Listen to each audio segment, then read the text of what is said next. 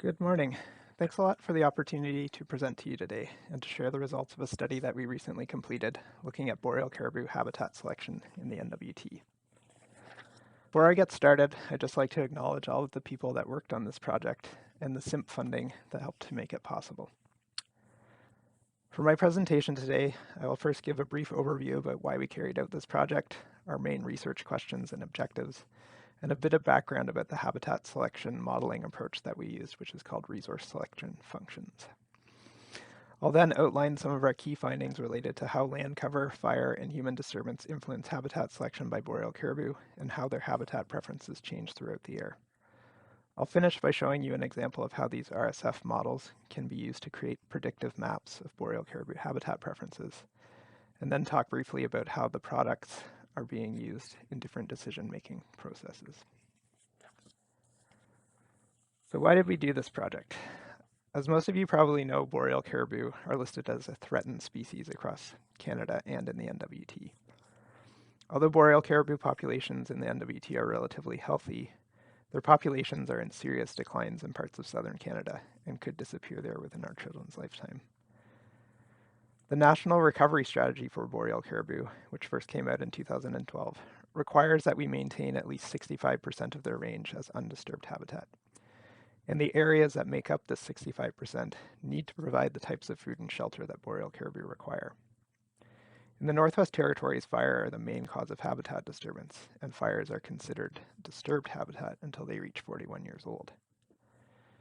GNWT is currently working with its co-management partners to develop range plans to demonstrate how we'll manage habitat disturbance to meet the 65% target. But in order to create good range plans, we need to know which areas are most important for boreal caribou so that they can be protected, and that requires a good understanding of how they select habitat. So because fire and human disturbance are related to population declines of boreal caribou, we wanted to evaluate how boreal caribou select habitat based on time since fire, or fire age, the type of vegetation that burned or grows back after a fire, and how much they avoid areas close to human disturbances like roads and settlements, or areas where there are lots of seismic lines. We also wanted to evaluate whether the types of habitat they prefer or avoid change throughout the year. Finally, we wanted to use habitat selection models to make maps that predict areas that boreal caribou are more likely to prefer, which helps us identify important areas for them that should be managed more carefully. So because we have to develop range plans for the entire NWT range of boreal caribou, our study area was the whole NWT Boreal Caribou range, which is this white area on the map on the right. We extended the study area down into northern Alberta and BC since our collar data goes down into that area, and also our vegetation maps, which we had to work with, cover that area as well. To evaluate habitat selection by boreal caribou, we used movement data from adult female caribou, which were equipped with GPS collars. Boreal caribou have been monitored using GPS collars in 10 different study areas between 2002 and 2018. The different colored areas on the map on the right show these different study areas, and the different colored dots within each of those areas show the GPS collar data. So in total, we had GPS locations from 445 different boreal caribou. And we had over 500,000 collar locations to work with, which is quite a lot of data to work with for this project. So the approach that we use to evaluate habitat selection is called resource selection functions. And this approach basically compares resources or habitat features at locations that are used by animals to random locations which are drawn within the broader area of the landscape, which characterize what was available to the animal to choose from.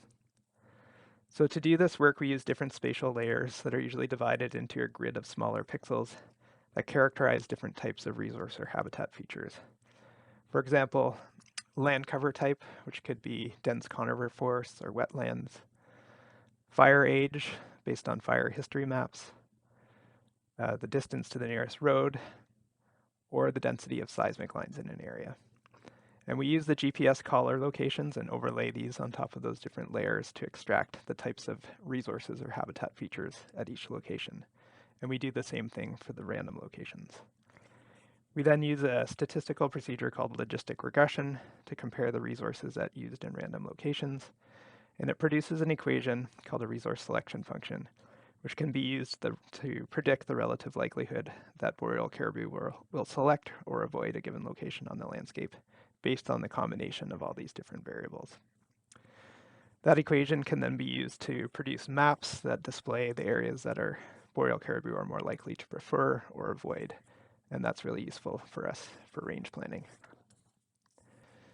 So to define the area that was available to boreal caribou, we first split the collar data into two polygons. A north group, which included the collar data from boreal caribou in the Sahtu and Gwich'in regions, and a south area, which included collar data from North Slave, South Slave, and Dachau regions.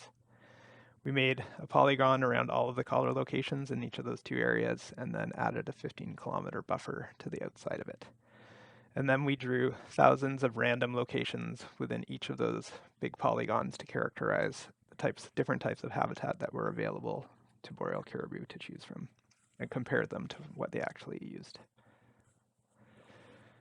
So to characterize vegetation types, we used the Earth Observation for Sustainable Development land cover dataset. These land cover maps were last updated by GNWT in 2007 and 2010. And the land cover types are broken down into 19 categories, including water. For fire disturbance, we had fire history maps going back to 1955, and we broke down the fires into different decadal age categories, so 0 to 10 years, all the way up to 41 to 60 years old. And areas that hadn't burned were considered to be greater than 60 years old. To look at how boreal caribou select or avoid fires based on fire age and vegetation type, we had to create new land cover classes that represented a combination of the fire age and the land cover type. But we first simplified those 19 categories into broader cover types before we combined them with the fire age. So we collapsed them into upland non-treed, lowland or wetter habitat types, upland areas dominated by conifer species, and upland areas dominated by deciduous or mixed wood forests. But for the areas that hadn't burned in the last 60 years, we used the original 19 different EOSD types, and that gave us 36 different types of land cover overall. To look at human disturbance, we used 4 different variables. One was the density of linear features within a 1 kilometer radius around each used and random location, so that considered seismic lines, trails, and roads. The distance to the nearest major road, the distance to the nearest settlement, and then the distance to other types of human disturbance, such as cut blocks or well pads, mines, and quarries. So look at how habitat selection changes throughout the year. We broke the year down into different seasons based on changes in the movement rates of boreal caribou. So in the end, we looked at 7 different seasons throughout the year.